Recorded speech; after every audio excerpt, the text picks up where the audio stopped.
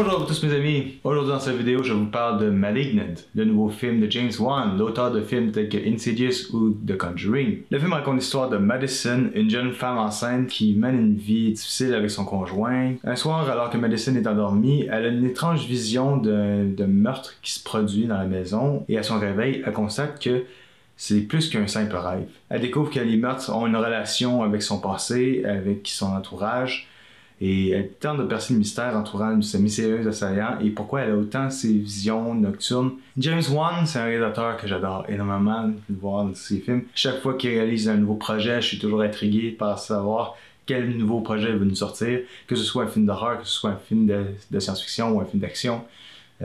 Juste voir le nom de James Wan en tant que tel m'intrigue beaucoup. C'est un réalisateur que j'adore énormément et côté horreur, il réussit toujours à me faire captiver.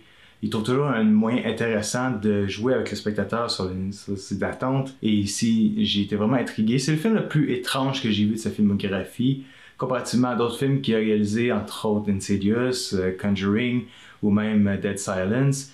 C'est des films d'horreur, plus de maisons hantées, d'esprits maléfiques, de démons, etc. Donc, ça joue beaucoup avec le surnaturel. Ici, c'est plus un film de thriller policier, horreur qui se produit. Et j'ai été vraiment intrigué.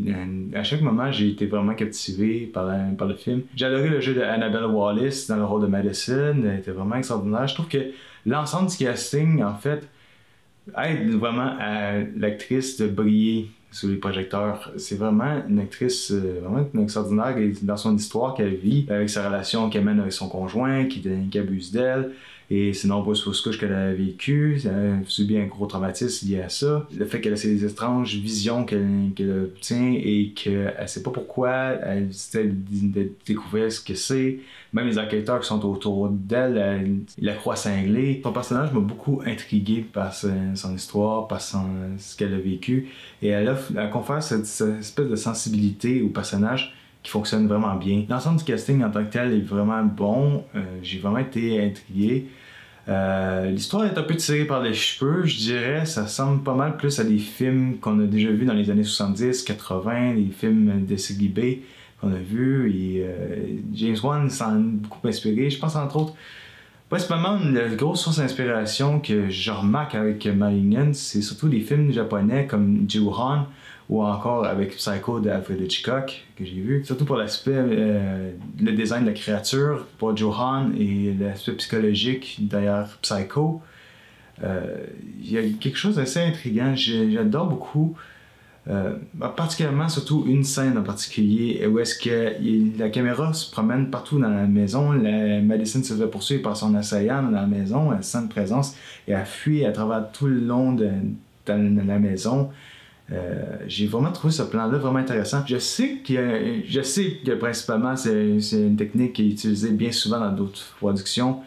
Et il y en a un film en particulier qui me vient en tête, mais j'arrive pas à mettre le doigt dessus. Si vous avez une idée précise d'un plan tel quel, comme ça, que vous avez vu dans un film d'horreur, j'aimerais ça avoir votre commentaire là-dessus. J'aimerais ça savoir si vous avez peut-être remarqué un film qui vous a fait penser à ce film-là en termes de technique. Un autre exemple qui me fait penser à cette technique-ci, c'est utilisé avec Quentin Tarantino, avec les scènes du couloir de Kill Bill, où est-ce que Uma Thurman traverse le couloir, la caméra passe par-dessus différentes pièces. C'est un plan magnifique et je trouve que côté technique, Michael Burgess c'est vraiment surpassé. Il a travaillé beaucoup sur la direction photo du film Annabelle Comes Home ou encore The Curse of La Llorona, que j'ai quand même aimé dans un sens.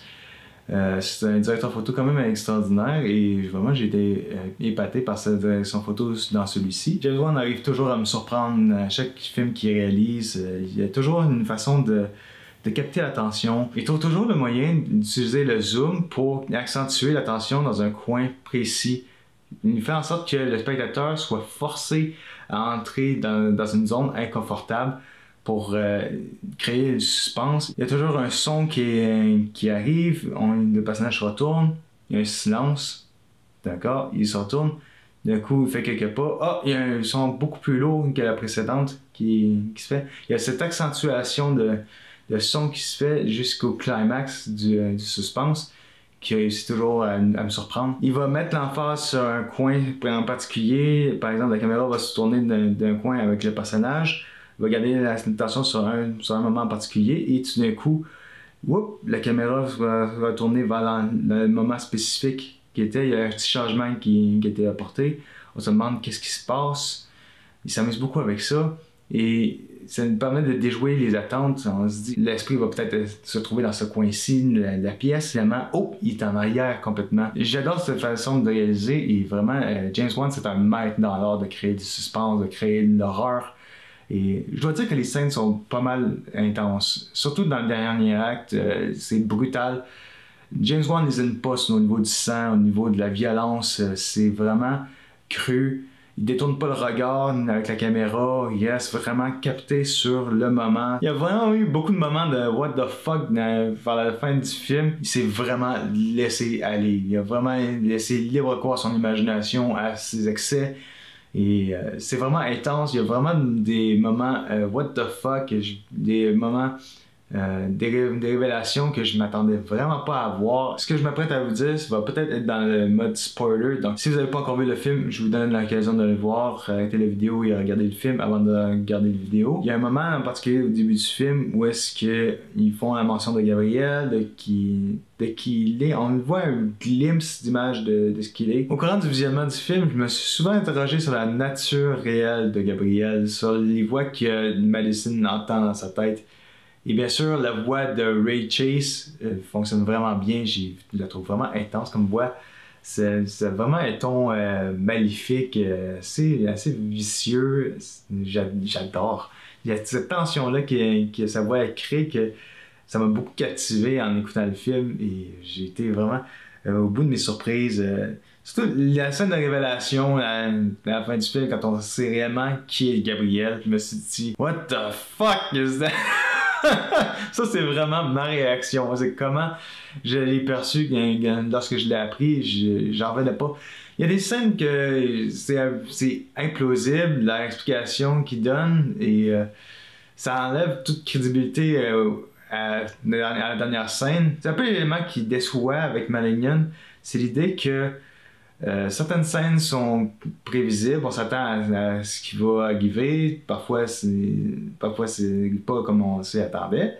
Ça réussit bien de ce côté-ci. Quand on comprend maintenant quelle est l'identité, il y a certains hints qu'on nous donne et j'ai fait voyons, ça peut pas être ça, c'est bien trop simple. Mais pourtant, l'explication la plus simple, c'est ce qui en est. La scène finale, vraiment, tombée à l'excès. J'ai trouvé, même si c'est captivant, je la trouve un peu illogique par moments. Je comprends pas comment ça peut fonctionner exactement dans la tête du personnage, même s'il l'explique dans le film. Mais le raisonnement derrière ne fonctionne pas en termes de logique. C'est ça que j'ai trouvé un peu désolant, mais le reste... Les scènes d'horreur se font moins peur que dans les films précédents qu'il a réalisés. Mais quand même, la tension, le twist à la fin du film, j'ai trouvé vraiment intéressant, même si c'est implausible. Il reste que ça me donne quand même de la fraîcheur sur la réalisation de James Wan, sur sa filmographie, et vraiment, j'ai été épaté. Je peux vous dire, j'ai eu un gros plaisir à regarder Malignant du début à la fin. J'adore la technique employée par Michael Burgess, j'adore le jeu de Annabelle Wallis, j'adore principalement la réalisation de James Wan. J'ai toujours intrigué à chaque film qu'il réalise. C'est un réalisateur que je vous recommande fortement de découvrir. Si vous n'avez pas encore découvert des films d'horreur ou que vous voulez découvrir des films d'horreur, que vous avez envie d'avoir vos premières frayeurs, James Wan, c'est un réalisateur que je vous recommande fortement. C'est vraiment un réalisateur incroyable. Côté horreur, là, côté suspense, vraiment, c'est le meilleur que je peux vous recommander. Et sans aucun doute, Malignant, je lui donne une cote de 7 sur 10. C'est un film que je vous recommande de voir, surtout en période d'Halloween. On arrive bientôt au mois d'octobre et c'est un film que je pense que vous allez avoir beaucoup de plaisir à regarder. C'est tout ce que j'avais à dire concernant Malignant. Je vous remercie beaucoup d'avoir regardé ma vidéo et on se retrouve pour une prochaine capsule vidéo. Comme toujours, je vous souhaite à vous tous bon cinéma.